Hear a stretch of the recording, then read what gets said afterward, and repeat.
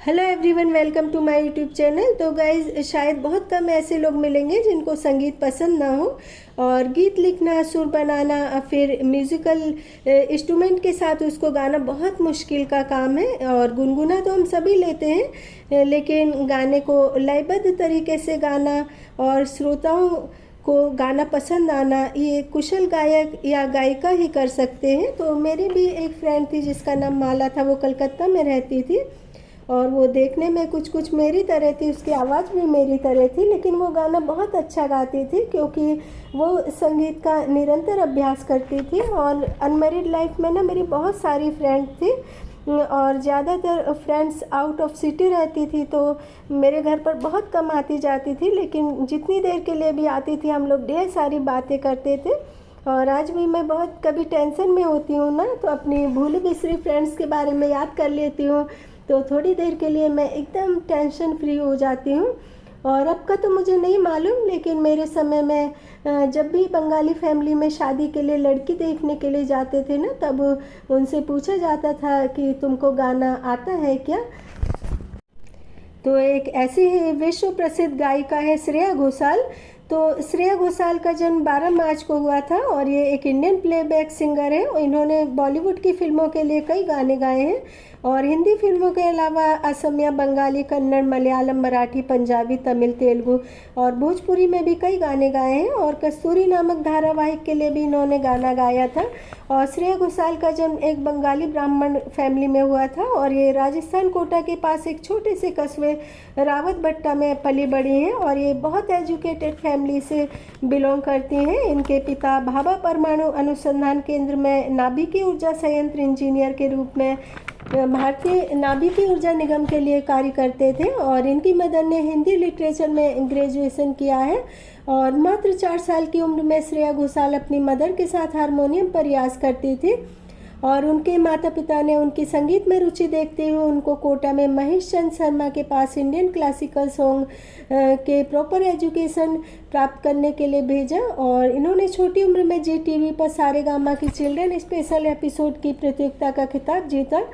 और उस समय आज के पॉपुलर सिंगर सोनू निगम ने इस कार्यक्रम की मेज़बानी की थी और कल्याण जी इस प्रतियोगिता के जज थे। और क्योंकि श्रेया घोषाल छोटी सी उम्र में कुशल गायिका थी, तो कल्याण जी ने उनको गायन क्षेत्र में आगे बढ़ाने के लिए उनके माता पिता को बम्बई आने के लिए मनाया।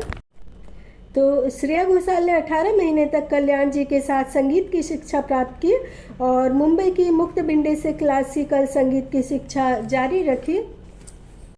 तो मुझे श्रेया घोषाल का ये गाना बहुत ज़्यादा पसंद आता है। पूछो ना पूछो मुझे क्या मिला, तेरी राहों में आकर ये इस खाए, बैठे बैठाए जन्नत दिखाए।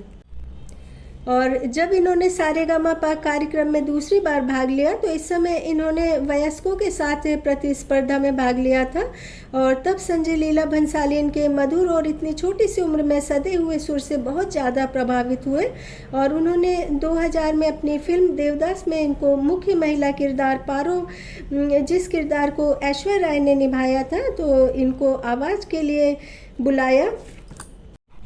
और जब इन्होंने सारेगामापा कार्यक्रम में दूसरी बार भाग लिया, तो इस समय इन्होंने वयस्कों के साथ प्रतिस्पर्धा में भाग लिया था। तब संजय लीला भंसाली इनके मधुर और इतनी छोटी सी उम्र में सधे हुए सुर से बहुत ज़्यादा प्रभावित हुए और उन्होंने सन 2000 में अपनी फिल्म देवदास में मुख्य भूमिका महिला किरदार पारो जैसे किरदार को ऐश्वर्या राय ने निभाया था।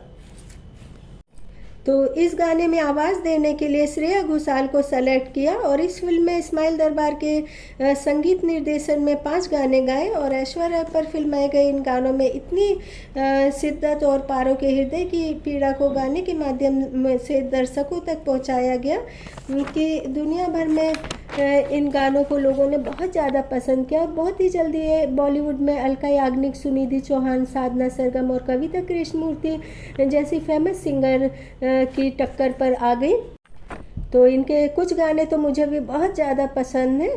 तो पारो पिक्चर में बैरी पिया बड़ा दुख दे और उसके अलावा हमेशा तुमको चाहा और चाहा कुछ भी नहीं और सिलसिला ये चाहत का ना मैंने बुझने दिया। और देवदास पिक्चर में गाने के लिए इनको सर्वश्रेष्ठ गायिका फिल्म फेयर अवार्ड से नवाजा गया और साथ ही उभरती प्रतिभाओं को दिया जाने वाला R.D. बर्मन पुरस्कार भी उन्हें उसी पुरस्कार समारोह में दिया गया। और देवदास में गाने के बाद A.R. रहमान, हिमेश रेशमिया, मणि शर्मा, M.M. कीरावनी, नदीम श्रवण, शंकर एहसान, प्रीतम विशाल शेखर इत्यादि संगीत निर्देशकों के निर्देशन में बहुत सारी अभिनेत्रियों के लिए इन्होंने गीत गाए। और भूल भुलैया पिक्चर का गीत मेरे ढोल ना सुन मेरे प्यार की धुन, दर्शकों ने बहुत ज़्यादा इस गाने को पसंद किया। और आज श्रेया घोषाल उद्योग जगत की एक प्रतिष्ठित गायिका हैं और इन्होंने हिंदी, तमिल, तेलुगु, मलयालम, बंगाली, कन्नड़, गुजराती, भोजपुरी, मराठी कई भाषाओं में गाने गाए। और Amul star voice of India छोटे उस्ताद संगीत कार्यक्रम में भी ये जज के रूप में आई थी। और इन्होंने बहुत सारे भारतीय टीवी सीरियल के लिए भी टाइटल सॉन्ग गाए। और बिपाशा बसु पर फिल्माया गया गाना जादू है नशा है युवा वर्ग के लोगों को बहुत ज़्यादा पसंद आया।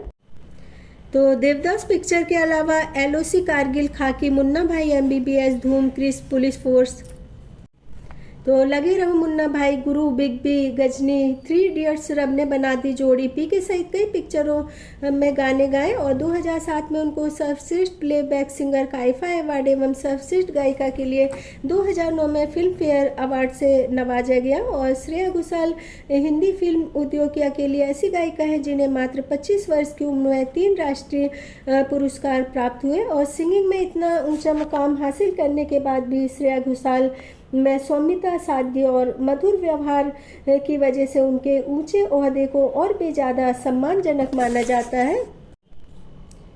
तो वैसे तो श्रोताओं को इनके सभी गाने बहुत ज़्यादा पसंद हैं, लेकिन इनके कुछ गाने सभी वर्ग के लोग पसंद करते हैं, जैसे गोरी तेरा गाँव बड़ा प्यारा, मैं तो गया मारा, या ये गिला है आपकी निगाहों से, या फिर मरहमी चांद सा है तू, और दिल जला सा मैं अंधेरा, बिना तेरे कोई दिलकश नज़ारा हम ना देखेंगे। या फिर तो श्रेया घोषाल का गुरु पिक्चर का गाना तेरे बिना चांद सा सोना रे, पीली पीली धूल उड़ा दे झूठा रे श्रोताओं ने बहुत ज़्यादा पसंद किया। तो इसी तरह की रोचक जानकारी के लिए मेरे चैनल को लाइक और सब्सक्राइब करें।